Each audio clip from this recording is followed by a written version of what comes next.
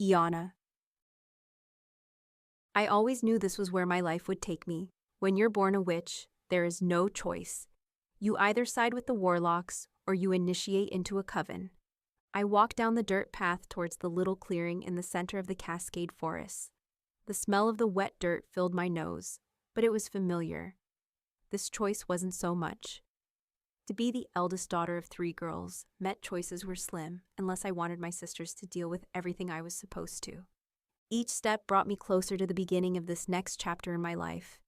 The intricate arch lined with white and purple flowers got closer, and I knew as soon as I entered that was it. My choice was made. There would be no turning back. I stopped right in front of it and glanced back to my mother and my 2 little sisters, who really weren't that little anymore. Neither was I. My ability to stall this choice was unheard of in the community. Making it to nearly 32 without some kind of promise to one or the other was impossible for witches. But for me, I had a way of getting people to do what I wanted. At least I thought so anyway. I gave my baby sis Mina a quick smile before turning back and stepping through. I'm doing this for her. I'm doing this for both of them. As soon as I passed through the barrier, the energy shifted and I felt a knot in my stomach. What if I was making a mistake? I glanced up at the circle of women waiting for me. They varied in ages, and all of them were dressed like this was a wedding. I glanced down at my faded blue jeans and the black tank top I'd put on this morning before I knew this would be the day my life would change, and felt very underdressed. Oh well, this is me. Take it or leave it. 2 older women I didn't know exchanged looks at each other as I got closer. They shook their heads, and I couldn't help to feel more inadequate. Then when my mother came into the room, telling me I wouldn't just be initiated in, but the leader of the new Cascadia coven, I don't think she appreciated when I laughed in her face out of shock. I mean, I caused nothing but trouble for the council, and finding out you're the next person to lead a coven in an area that traditionally was given to the wolf shifters was more than crazy sounding. When I stepped up to the circle, I met the gazes of 4 other witches, who looked as happy to be there as me. They were all older than the average witch entering a coven, most around my age, but they were probably there for the same reason. Anything was better than marrying a warlock you'd probably grow to hate. That was how it worked. You marry a warlock and bind your power to theirs, or you join a coven and bind your power to the coven for not just this iteration, but for all others that come after. The older the coven, the stronger the magic. Most of the time, anyway. Are you ready? An older woman with cat eyeglasses and a weird updo said, glancing at each of us. I think her name was Marta or something. They all nodded as her eyes went to each one. When she got to me, I opened my mouth to spout a smart-ass remark, but closed it. She looked like she was a harmless old woman, but behind her eyes was a power even I didn't want to cross. I nodded slowly, and she motioned for me to take my place at the center of the circle. Each of the others stood on each of the 4 corners: earth, water, fire, and air. Since I was the leader, I'd accept power from all of them, and they would all take a little from me. I took a breath and glanced at each of the older women standing outside the circle. They were talking low, and I couldn't make out exactly what they were saying, but words drifted through to me. Judgment, learn, retribution. I couldn't string them together to know what they meant, but it didn't sound good. I raised an eyebrow and glanced at the woman standing on fire. A beautiful dark-skinned woman with a mix of dark and blonde curly hair. She shrugged and gave a slight smile. I couldn't help but feel a little more relaxed. At least we were on the same wavelength. Tonight, on the first full moon of the year, we christened this coven. The same woman from before stepped towards the circle and held her hands up. May the power they share be passed from witch to witch for all time. As soon as she dropped her hands, I felt the power push through me. I stumbled forward a step but caught myself. When I looked up at the others, each was feeling the effects as well. I watched as the power, my power, pushed through each of them. Then, at the same time, their power pushed through me. I felt like my bones were on fire. My blood cooled the fire in my bones. Ground groaned under my feet, shifting. The cool night air licked at my face, and then my vision shifted. I could see everything, every molecule, every strand of energy moving from the others into me, and the energy from the moon over all of us. I could see everything, and then everything went back to normal. Except it wasn't. It never would be again. Chapter 2. Walking back to my family was weird. I had this new feeling of power running through me, but something felt off. I couldn't explain it. I walked under the same arch I'd walked through to get to the initiation, and my sister perked up when she saw me. "Iana, you're done already?" She had a smile on her face. "How was it? Did it feel as powerful for you in there as it did out here?" I glanced at my mother, confused. Most of the time when a coven sister was initiated, the magic stayed in the circle. Others didn't typically feel it. She shrugged. "It could be because it's a brand new coven," she said with a smile. "I'm just glad you're safe now." "And they have more time," I finished for her. It wasn't a dig. It was the truth. Typically, the oldest had the most power, but there were rumors of a pair of sisters that lived in LA who were equally powerful and had busted the entire vampire underground just by letting their power free. Too bad it involved getting hooked into a marriage with a powerful warlock. Everyone knew who River was. He and his brothers were a popular rock band and one of the biggest names in the Council of Warlocks. "I don't have a lot of time. My things are already packed. I just have to pick them up and go to the coven house," I said, stepping past them and walking towards the car. I couldn't think about anything right now. The energy of everything was still buzzing through me, and it was overwhelming every part of me. "Iana," my mom called, and I turned towards her. "You did the right thing." I forced a smile and nodded. She was right. By all accounts, I did the right thing for all of us. But why did it feel so wrong? I got into the car and waited for everyone to follow suit. My mom got in to drive, and we silently made the short drive to my old apartment. The lights were on, and everything looked so weird from the outside. Living in Oregon, I was used to the dreary days and fog-filled nights. But this particular night was clear and warm. It felt off somehow. "Marta must have picked up your things," my mom said, leaning over the steering wheel. "How did she know I'd go through with it?" I leaned back and shook my head. Of course she knew I would. "Do you want me to drive you to the house?" My mom looked at me, and I registered the hope in her eyes. While we'd still be able to talk and see each other, the first few weeks were dedicated to working with the coven and honing our magic together. That's what made us stronger. That's what kept us alive. "Sure," I answered with a smile. I glanced back at my sisters, and they gave the same forced smile. "Don't worry, guys. I'm still going to be around." "It's not the same," Mina said. She was the youngest and was just about to graduate from high school. She had her whole life ahead of her. Thank God no warlock had gotten wind of her and her binding magic yet. She could make anyone stop anything or do anything if she wanted. That was a skill every supervillain would want. "Look, it was this or fall in line with the warlocks," I said.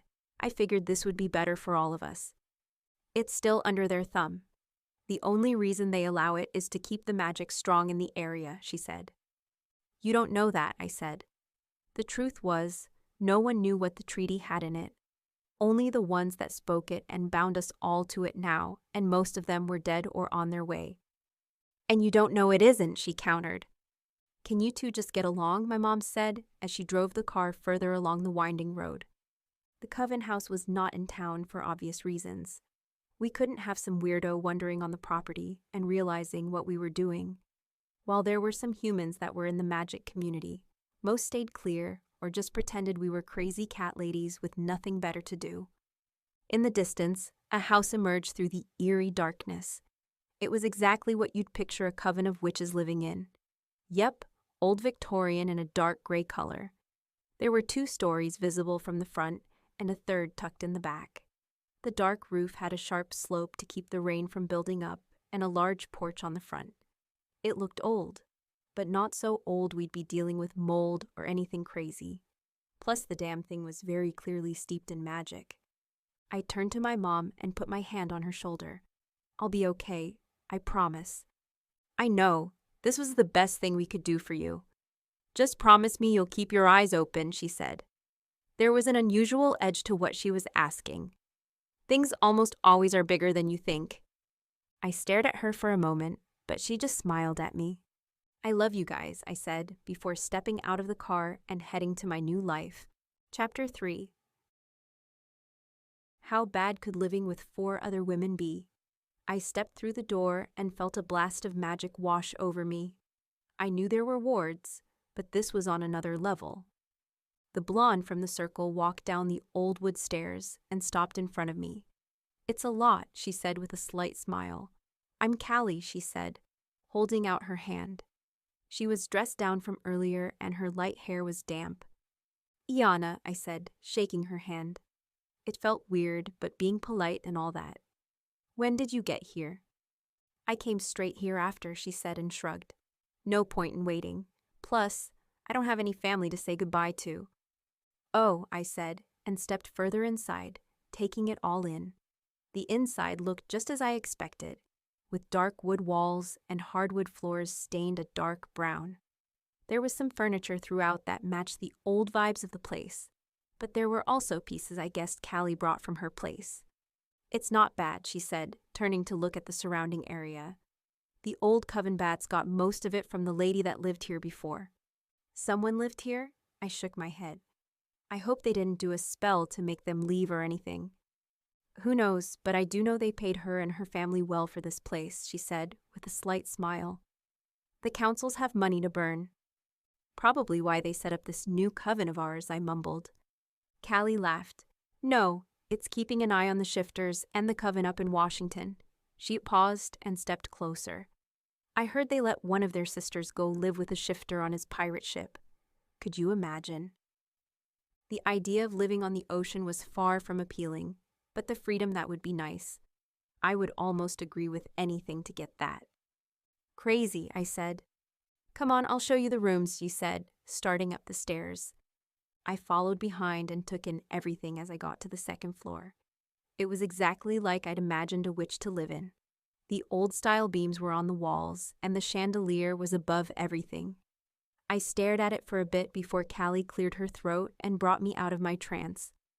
The hallway had that same dark wood stain, but the old paintings of the surrounding forest wards, the bedrooms. There were several rooms, each one marked with a symbol for the corresponding element. At the end of the hallway was the final door, my door. Because I was the head of this coven, I got the largest room as a sign of respect. Callie stopped in front of the door with a huge smile on her face. She was way too excited to be here, and the fact she was younger made me smile slightly. She reminded me of Mina in some ways. This is your room, she said. I nodded. I figured as much. I glanced at her and then back down the hallway. Is your room good? Yep, it's got all my plants, and everything is arranged just how I like it, she said. I didn't expect her to literally be a garden witch. Those were few and far between. Most didn't regard them as super powerful, but they were important to keep the coven grounded and stable. That's good. You work with plants? I'm a good herbalist, and my plants grow faster and larger than most, she smiled. You know, some of the best spells can be done with herbs, and some of the deadliest. I raised an eyebrow. Maybe she wasn't as innocent as he seemed. Good to know. I opened my door and stepped inside. The room was everything I expected and more. It was huge, and the 4-poster bed was the first thing that caught my eye. The posts were draped in sheer purple fabric that spilled onto the bed. Just past the bed was a glass double door leading onto a small balcony that overlooked the garden. To the right of the door was a large wardrobe with built-in drawers. I stepped in and turned back to Callie. This is nice. Better than my old place, she said. The others should be coming any minute. I nodded. She was probably expecting me to greet them, since I was the leader. I sighed. The leader? Gross. I never wanted that. I wanted to travel and see the world. When I got my gifts, it felt like a cage, even though it should have felt like every bit of freedom I wanted and more. But here we were, and there was nothing I could do to change it now. Standing at the door felt odd, but at least I'd get to know each of the others, and hopefully, it would make things less awkward in the long run. But it wasn't any less weird for me right now. I glanced at the old-style coat rack to my left as I stood in front of the door. The rack was exactly how my grandma's was when I was little. There was a seat that lifted and space for shoes under it. The mirror looked old and worn, but it still worked. I stared at myself for a moment, looking for what changed, but nothing seemed different. The woman staring back had the same dark hair and slim build, but she looked older somehow. Maybe it was the magic. Maybe I was just looking too hard. The door opened and a redhead walked in. I raised my head and smiled as she stopped in front of me like she wasn't expecting anyone to be there. "Oh, hi," she said, looking at me and then at the rest of the entryway. "Hey, thought I'd greet you all or something," I said with a smile. "Yeah, I guess since we're basically roommates or whatever." She closed the door and looked past me up the stairs, then back to me. "I'm Lexa." "Iana," I said, and held out my hand to shake hers. She hesitated but shook my hand and I felt the instant rush of power. We both pulled back suddenly and I nervously laughed. "Weird." "I guess that's what happens when we combine our power now," she said with a shrug. "I'll show you where your room is," I said. The last thing I wanted was to focus on what kind of power we'd have when we all worked together, if that was what it was when the two of us combined ours. I mean, I knew that was the entire purpose of a coven, but seeing it in action was on another level. I climbed the stairs with Lexa following behind, but I couldn't remember what her element was. I turned back to her and she gave me a look, her red hair falling forward, covering her pale skin. "Water," she said simply, and I nodded. Oh my God, how could I not remember that? "I'm really killing this coven leader thing, huh?" I said, stopping at the second door on the left. "We'll get there," she sighed. "We're all trying to figure out what the hell we're doing. I mean, 1 minute, I'm bartending downtown, and the next, the council pulls me into a meeting about the future of magic or something." "They made it sound so dire, huh?" She shook her head. "They made it sound like if I said no, my whole life would be over," she said. "I enjoyed living the laid-back life, no answering to a bunch of old ladies and being told what to do." "So why did you agree?" I was genuinely curious. "Why'd you?" she pushed back. "Fair point, I didn't push her. I'll leave you to it." I turned and walked away. We barely knew each other, and pushing her to tell me something she clearly didn't want to wasn't going to help anyone. It was best to let her come to it when she was ready. At least that's what I kept telling myself. I walked back to the door and took a seat on the stairs. Waiting was the worst part, but soon everyone would be here and we could figure out what the next thing was we needed to do. The door opened and the same dark-skinned woman stepped through. This time, I didn't have to ask what her element was. It radiated off of her. The way she moved screamed power. I stood and gave her my best smile. "Hey, I'm Iana." She glanced at me and cocked her head, her dark eyes fixed on me. "Yeah, I remember you from the circle." She stepped forward and offered her hand. "When we shake hands, our power combines," I said, raising my eyebrows. "What, are you afraid of fire?" She smirked, and I shrugged before I grabbed her outstretched hand. The pull of her power was intense, and I gasped. If she lived with this much every day, I was in awe. She laughed and let go of my hand. "Nice to meet you, Iana. You can call me Shama." "It's good to meet you," I said, and turned to go up the stairs. "I'll show you where your room is." I stopped at the first door on the right and gave her a smile. She glanced at me before opening the door to her room and stepping inside. "I'll see you later. I still have one more sister to welcome." "I don't envy your job," she said, before closing the door. "Me either." I walked back down the stairs and waited for what must have been half an hour. The door opened and a tall, thin woman with long, dark hair walked inside. She wasn't paying attention and almost ran into me at the base of the stairs. "Shit, didn't see you there," she said with a smile, and I cocked my head. She was drunk as fuck. "Hi, I'm Iana," I said. "I'll show you where your room is." I waited for a second, and she finally looked at me. "Awesome," she said. "Oh, I'm Chloe."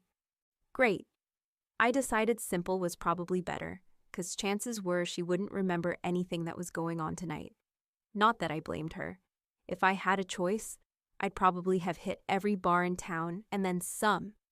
I stopped at her door and she leaned against the wall. You know, this was not how I thought my life was going to go, she said. Oh? Yep. Look at me. I'm 29 and these are the best years of my life. It's not my fault I was born into a witch family.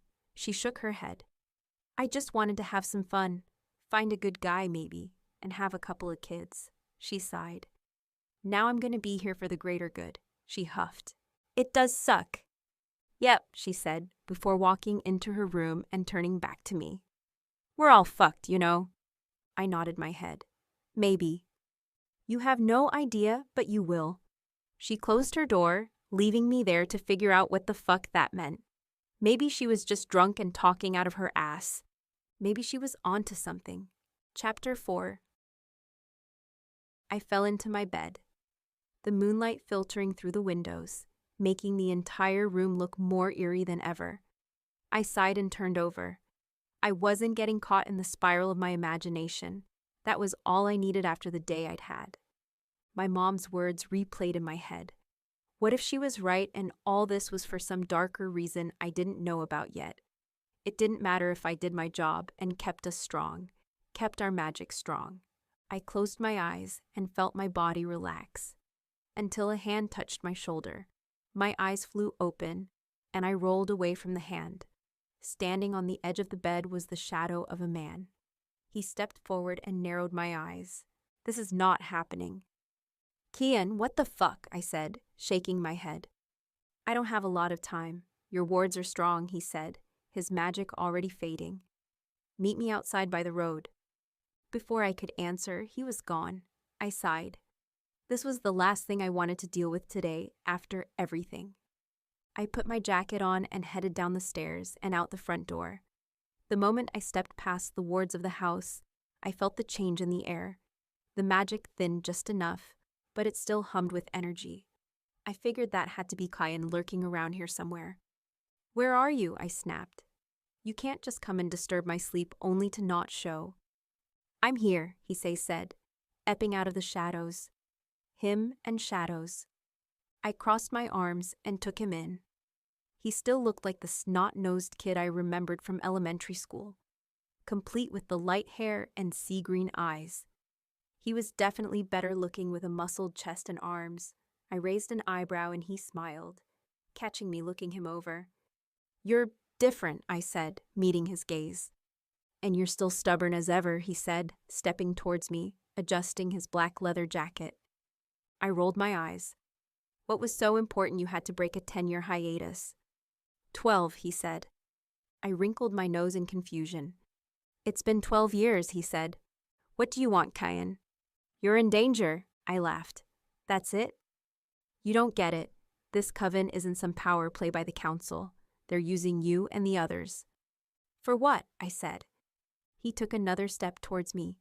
He was closer than I wanted, and all those old feelings I'd fought so hard to get rid of bubbled slightly. I pushed them away. They made a deal. Something's coming. Something big, and your coven may be the only ones that can stop it. I don't understand, I said. He wasn't making any sense.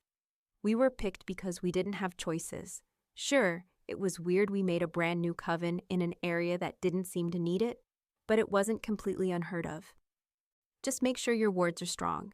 I'll be back when I can, he said. Kian, I don't want you here, I said. You made a choice. I can't have you here. Iana, I wouldn't be here if it wasn't important, he said, putting his hands on my shoulders. I stepped back out of his reach. I can take care of myself. Please just make sure your wards are as strong as possible. Make friends. Stay safe. I stepped back. Goodbye, Kian. I turned and headed back to the house, feeling his gaze on me the entire time. The minute I stepped back inside and closed the door, I closed my eyes and leaned against the door. I couldn't do this again. Not with him. Kian. I grumbled to myself as I watched her walk away. How did I expect her to react? The way I left things, I'd probably want nothing to do with me either. I took a step and let my magic push me through the shadows into my own living space. The home I once shared with my father before he died. The old spellbooks filing floor-to-ceiling shelves, lined to wall next to the large picture window overlooking the front of the large house. It wasn't as large as some of the other warlocks, but it was far more than I needed. I scanned the desk to see if my housekeeper left anything important out. Marta wasn't exactly a housekeeper, even though that was what they classified her as. Yes, she was a human, but she knew about the world under the mundane. My father, who never pitied anyone, took her in and kept her safe. She was the one person he trusted, probably because she didn't have any reason to betray him. Me, on the other hand, I was a constant problem in his eyes. The desk was neat and just as I left it. At least there were no new issues with the Warlock Council. As much as I hated being a part of this manipulative and corrupt system, I didn't have a choice. It was take your place or die. There was no in-between for warlocks.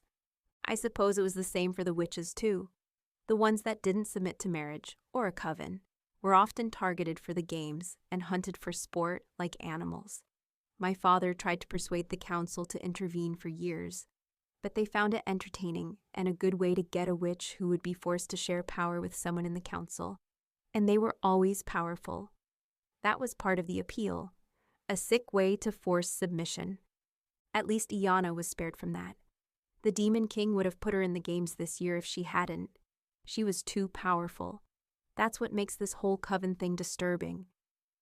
I sat at the large wood desk and pulled the files from the drawer. I owed a kitsune down in the archives a favor, but it was worth it. Each file was a different color for each of their powers.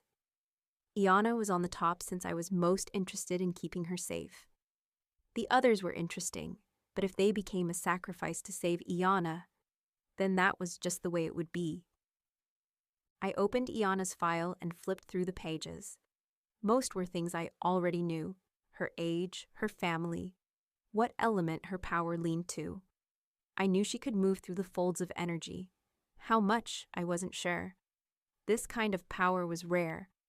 If used correctly, she could push into the veil and possibly further into the other realities that lined our own. I only knew of one other person who would do that, and he was dead. Each page went more and more into her temperament, her family. It analyzed everything. I shook my head. They really were going to push her into marriage, I said to myself. The thought of another man touching her made me tense. I could never have her, but I'd be damned if I let anyone else break up this coven just to force her to marry them. I'd kill anyone that tried. Iana. I tossed and turned all night. There was something about what he said that pissed me off, and I didn't know why. Was it the fact he even showed up, or that he might be right, and I didn't know how to keep anything from happening to myself and my coven? I sat up and stared at the wall. I was the leader of this group for all of a day and had fucked it all the way up. What was I even doing here? The sun filtered through the window and I sighed. I guess we'd have to figure out what our first move was and if we really were in danger. God knows I wasn't asking Kian or anyone from the Witches' Council. I reluctantly got a shirt and new pair of jeans from the freshly loaded drawers at the far end of my room. I looked at how they folded my clothes and made a face. I'd never fold them so nicely. My t-shirts were surprisingly in the next drawer up and organized by color. I raised my eyebrows at how nice they were packed in there before pulling a dark blue one out and sliding it over my head. I left my hair out and just fluffed it a little to give it something. While I had curls, they tended to flatten out if I didn't take care of them, something the laid-back part of me hated. There was a knock at my door and I nearly jumped.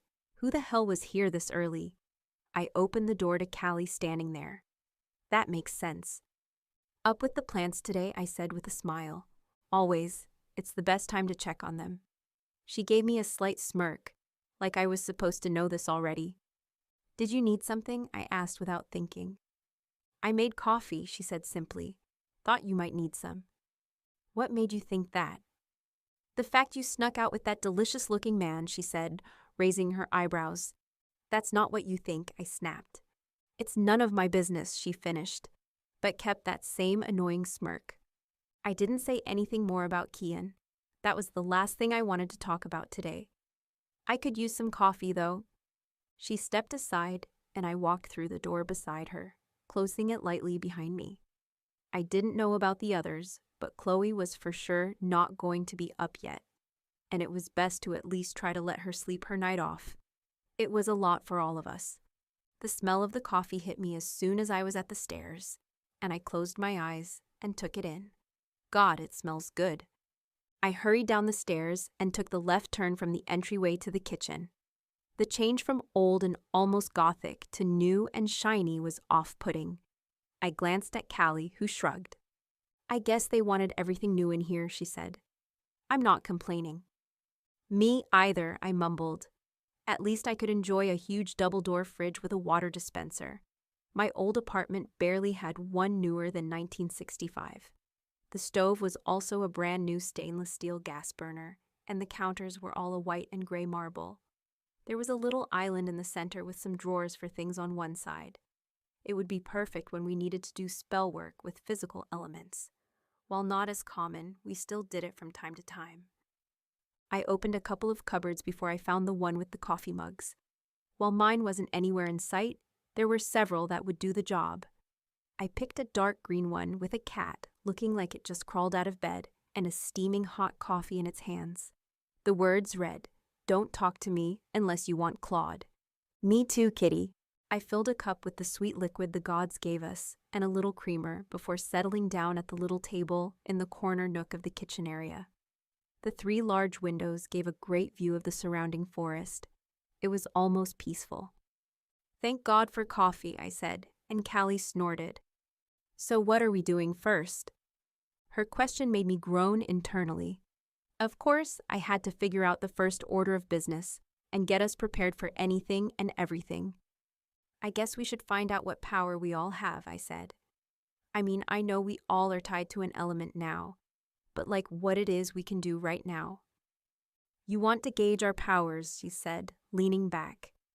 I want to know how they'll work together if we need to protect ourselves, I clarified. Well, mine is pretty weird. I laughed slightly. Define weird. I can talk to the trees and plants, she said. That's not weird. It's cool, actually, I said. I'd never seen that in an Earth Witch. It sounds like something they should be able to do, but the ones I'd ran across could manipulate the Earth in a different way. They used its essence. Hers seemed way more direct. It comes in handy when I want to know things, or if I need help. Trees and plants have thoughts and feelings. They know way more than we do, she said. I believe it, I said, taking another sip of coffee. What about you? I hesitated. She deserved to know exactly what I could do, but a part of me wanted to keep it to myself. So I gave her a little. I can manipulate matter to travel through it. That's cool. I heard footsteps and glanced at the doorway. Shamal looked at me and then Callie before sighing and heading to the coffee. Good morning, I said, hoping to relieve any tension. I guess, she said, pouring a cup. What are you two doing? We're talking about our powers, Callie said. Super, she said, and turned towards us, taking a sip of her black coffee. You're a fire witch, I said. She raised her eyebrows. Yeah, all power, no control. That's pretty common with fire, I said. It would have been nice to be something simple, but you don't get a say, right? The question was directed at me, and I shrugged. I didn't either. Fate decides that, I said. Fate, she mocked. What else is it? The luck of the draw, she said, taking a sip of her drink. Same thing, I countered. Well, coven leader, I've got things to do today. She glanced at Callie. I'll see you two later. She sat her mug in the sink and walked away. I didn't say anything. The last thing I wanted to do was put her off with rules. We were all grown-ass adults and could do what we wanted. Besides, there was a hiking path at the back of the house with my name on it. The afternoon was well on its way. When I hit the trail with my jacket and over the clothing I'd picked out earlier, and my hair was pulled into a ponytail to keep it out of my face. The path wound through the trees and further into the dense forest. I felt the cold air slap me in the face with the wind, but kept going. I liked the crisp air felt, but it made everything damp. That part wasn't as much fun. I realized I had no idea where this trail went or why it was even here. It was long and winded more than I thought it would. Still, I kept going. I just needed some air. "You're far out here, you know," a voice I recognized said from behind me. "Why the fuck are you still hanging around here?" I turned and crossed my arms, my gaze meeting Kian's. "I told you to get lost." "I know, but—" He took a step towards me. "You want to make my life miserable?" I let out an angry laugh. "You already did that." "Iana," he said, "you shouldn't be here. You're a warlock. I'm a witch." "Don't you have some papers to push or people to kill?" I snapped. It was hurtful, but I didn't care. There was truth in it. "I didn't know what they had in store back then," he said. "I wouldn't have made promises," I finished for him. "It's fine. You have your path, and I have mine." "That's just it. Something is off," he said. "Forget about the past stuff and just think about it. This coven, there's something not right here." "I'm not stupid. I already realized that," I snapped. "I don't need some warlock swooping in to save me. I can save myself." He stepped closer and I stepped back, hitting a tree on the edge of the path. He closed in on me, stopping only when I couldn't look away from those sea-green eyes. "Asshole." "Iana," he said, and the sound of him saying my name made me want to forget all the things that happened between us, all the ways he'd hurt me and just let him back in. But that was suicide in so many ways. "I'm sorry I hurt you. I didn't have a choice." "You always had a choice," I said quietly. "Promise me you'll let me know if you need help," he said. "I won't," I snapped. "Just say it or I'll stand here all day and we can freeze together," he said and raised an eyebrow. "Fine, but I won't." "I know," he said with a smirk. "You never need help." "You're still an asshole," I said. "And you're still stubborn," he countered, his eyes drifting to mine. "I made a promise a long time ago to protect you." "You also said you wouldn't hurt me, and we both know how that turned out," I snapped and pushed him back. He didn't fight me, but shoved his hands in his pockets. "These woods belong to the Moon Mountain Pack. Be careful when you're out here. They haven't historically been friendly to witches." "No one has," I said, crossing my arms and waiting for him to poof away like he always did. It seemed to be a warlock specialty. "I'll see you again soon," he said, a smirk still plastered on his face. I shook my head and waited. The surrounding air shifted, and the natural light of the sun seemed to fade enough to shadows to form around him and pull down like he was pulled into the ground. Then the light came back up, and it was like nothing happened. Fucking warlocks. Chapter 7. I didn't go much further down the little path, thinking about what Kian said. All I needed was to get into a scuffle with wolves. The minute I would step foot on their territory, they'd make sure I didn't have a foot again. They were violent beings that stayed to themselves for the most part. We once had a treaty with them, but something happened that ruined everything, and the discord between us just got larger. I turned to head back home when I felt a presence behind me. I slowly turned back, and there was a dark wolf staring back at me. He snarled, and his yellow eyes stayed fixed on me, like was ready to take me out at any minute. "I'm leaving," I said, putting my hands up. "Yeah, you are," a voice said from just beyond the tree line. A dark-haired woman with an athletic build came into view. She cocked her head and stood beside the wolf, pinning me down with his gaze. "I didn't come onto your land," I said, even though I wasn't sure I didn't. "You're close enough," she said, taking a step towards me. Her golden eyes drilled into me, making me want to shrink down, but that wasn't happening. "I get it. This is your area," I said, turning again to leave. "All of this is ours, witch." I took a breath and turned back to face her. "Then why did my coven get put here?" "You tell me," she said. "One minute we're in control of the area, and the next a coven of fucking witch bitches move in." I shrugged. "I'm as clueless as you." "I doubt that, but maybe you could be persuaded to talk." She glanced at the wolf, who took a few steps towards me. "Are you kidding me?" "Don't worry, as soon as you talk it will all be over," she said, with a slight smile. I stumbled back as it pounced and pinned me to the cold dirt of the path. The damn thing was strong. I called to my magic and relaxed into it, feeling the pressure from the paws of the wolf fade away. I stepped up through it and let myself fade back in. The woman cocked her head at me, more interested than before. "Interesting," she said, still keeping her distance. "What, you didn't know the powers of the witch in your area?" I may have given a little more attitude than I should have, but she's the one who started it. The black wolf snarled, and I glanced back down. He wasn't done with his attack. This time he didn't jump on me to pin me down. He full-on bit my ankle and yanked me to the ground.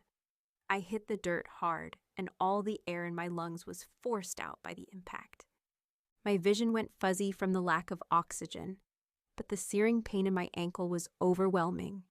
I felt myself being dragged toward the woman, but couldn't focus on anything. This can't be how I die. I pulled myself together enough to give the wolf a hard kick, but its jaw was locked down tight, and every time he moved, it dug in further.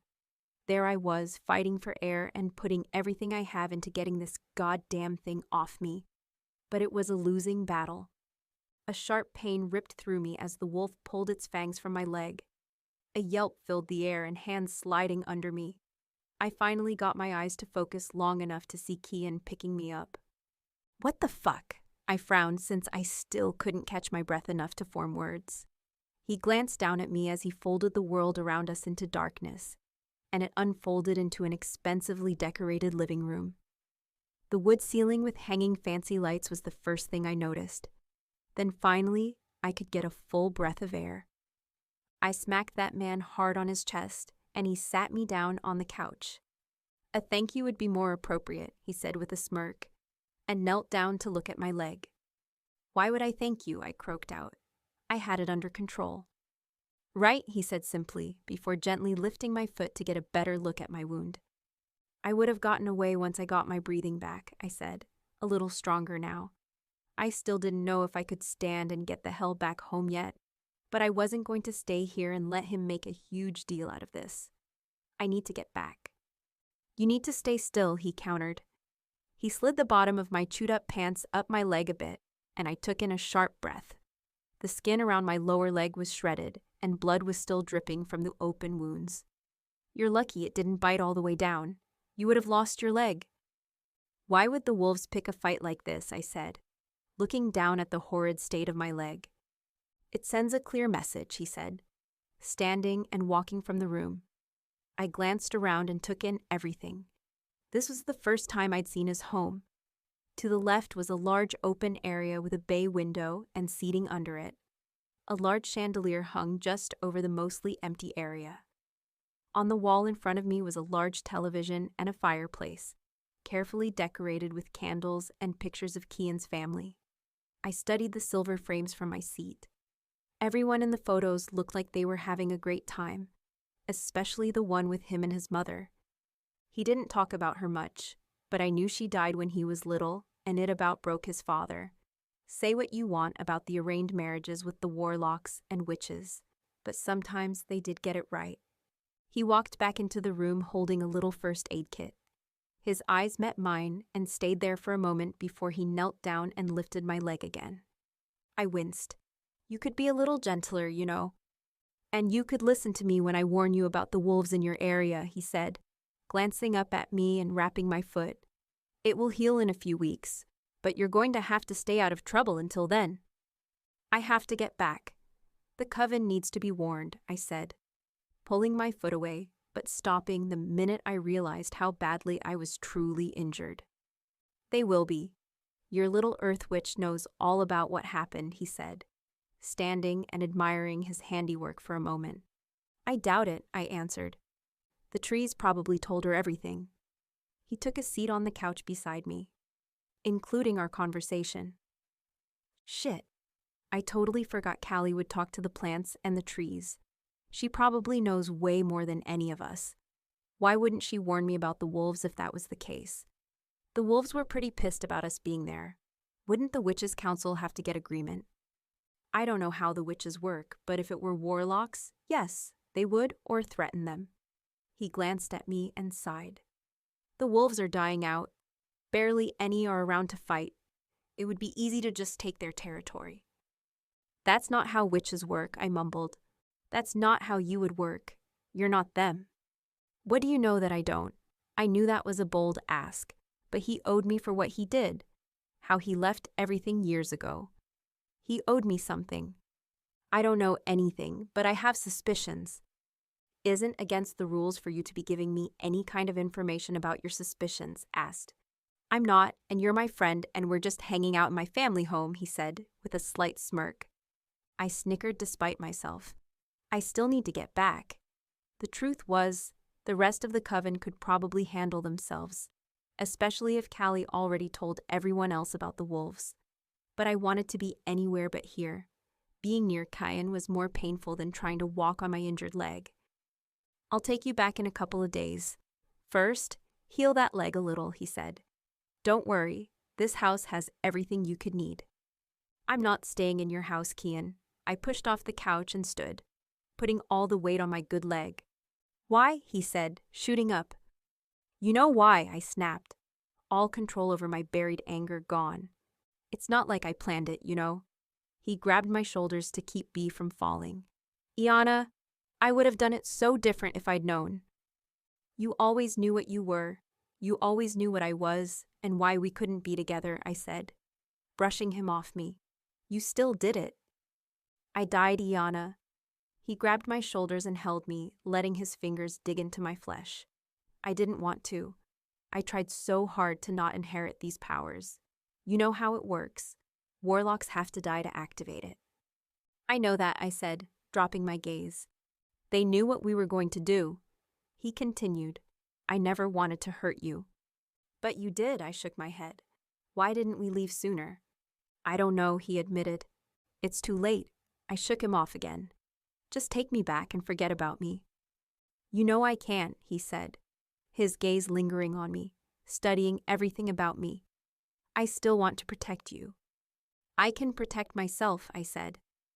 Then why are you staying here, in this world? He huffed. You could just leave and not have to worry about any of this. You know you can shift through worlds. That was the whole point of what? I said. He stepped back and shook his head.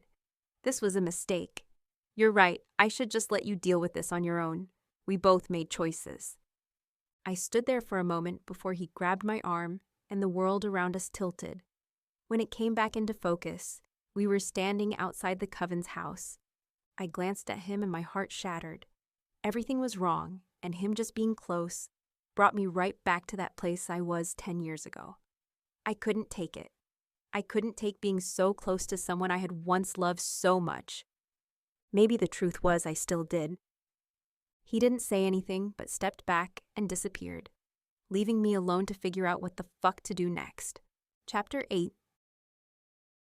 I pushed open the door and stepped inside. Callie was the first to meet me. She raised her eyebrows and crossed her arms at my condition. Are you okay? She said carefully. I'm fine, I said, hobbling into the little living area to my left. I had yet to spend any time here, but maybe it was time. I sure as shit would not be getting upstairs for a few days. You were attacked, she said. By wolves, I said, and shook my head. I have no idea why. I do, she said, and cocked her head at me. Well, do tell. She took a seat across from the couch I'd settled into on the fluffy velvet chair. They think this is a takeover. We have to tell them it's not, I said.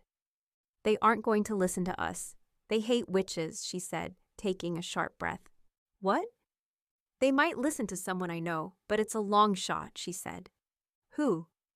You remember when I told you about that coven up north? I nodded, even though I barely remembered. Just something about a witch who went off with a shifter. They have an alliance with the shifters. That's not the same as the wolves, I countered. But they might be inclined to listen if it's coming from someone that they have an agreement with. She sighed. I'll have to go in person, and then they'll have to get her.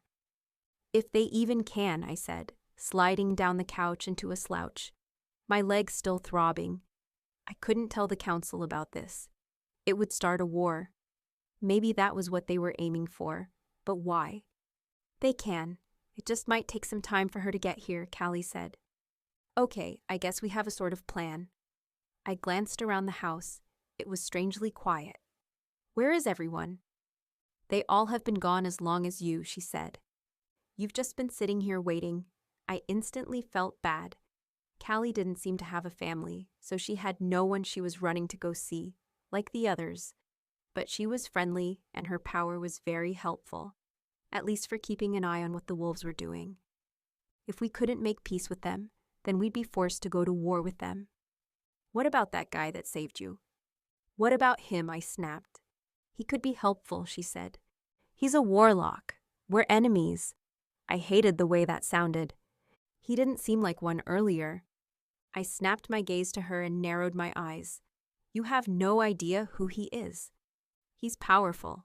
We need that, she said. I huffed and crossed my arms. Absolutely not. The door opened and Shama walked in. Her hair was frazzled, and I didn't think it was just from the light drizzle that started before I walked in. Are you good, Shama? I said from the living room area. Her eyes fell on my leg and back to my eyes. Are you? I shrugged. We have a problem, she said, stepping into the room. Clearly, I huffed in frustration. Not that. Although it might be part of it. She pulled her phone from her pocket and turned it so we could see the screen. At first, I couldn't figure out what it said, but when I finally focused on it, I could see our names and what looked like bounties next to it. What the fuck? I said. There's a bounty on us, on our coven, and every supernatural creature is going to be after it. Kian,